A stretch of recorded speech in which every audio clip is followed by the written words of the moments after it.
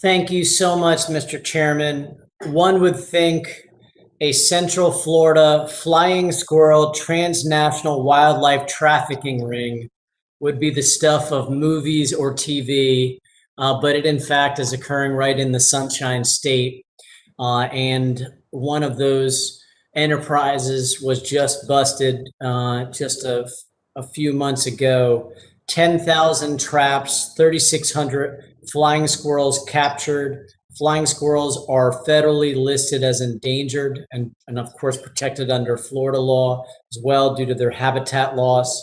Over $230,000 in gross illegal proceeds. International retail value for the flying squirrel population was $1 million for what they had stolen.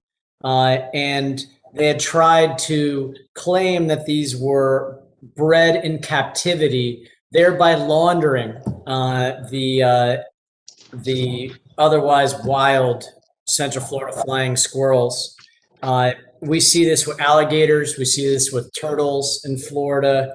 And so my first question to Deputy Director Gerton is, if you identify some of these ads advertising illegal sales of endangered animals, and you ask social media companies to take down those ads, do they usually take them down or no? Congressman, normally most of the social media companies will not take them down on a voluntary basis. We can put a lot of pressure on them to do so. We can share information with them. Some of them require us to come at them with legal authority, like a subpoena or something like that. The model we're trying to move toward is more of a voluntary, cooperative nature to these agreements, a shared vision for wildlife conservation, and partnering with them on just taking these proactive measures. Sure. And Deputy Director Gerton, do you think the penalties are sufficient enough for the vendors, for the folks who are selling these illegal and endangered species? Do you have the tools you need to go after them individually to make it unprofitable to do so? If we can make a very strong case and bring them to justice, Congressman, some of these folks are seeing a number of years of prison time as well as pretty significant fines. The crux of the matter for us is having the capacity to be able to prosecute these cases. And so when we combine our resources with our great colleagues in the state fish and game agencies here in the U.S., we can multiply that effort and really try to build some strong cases. And we rely on our analytics, our own intelligence gathering, our shoe leather work that takes place to build these cases. And certainly any additional resources coming our way would be replowed right back into that effort.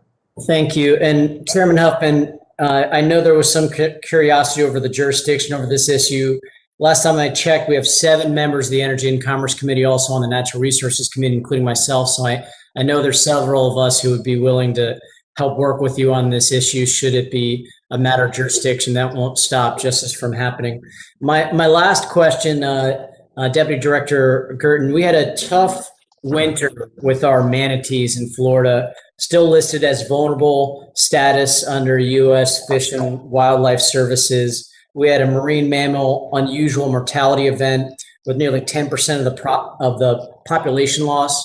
Can you give me an update on U.S. Fish and Wildlife Services efforts with regard to the manatee? Sure. We have a great partnership with the state on manatee management. We also have a great partnership with the recreational boating and fishing community on wake management and things like that. We have a shared interest in protecting these iconic species and doing all we can proactively with slow moving boats in key areas, keeping traffic off of key areas when needed, a lot of public awareness, a lot of personal responsibility, and think with that strength of that partnership with everyone down there in the great state of Florida, we can work together to make sure that there are populations of manatee in the wild.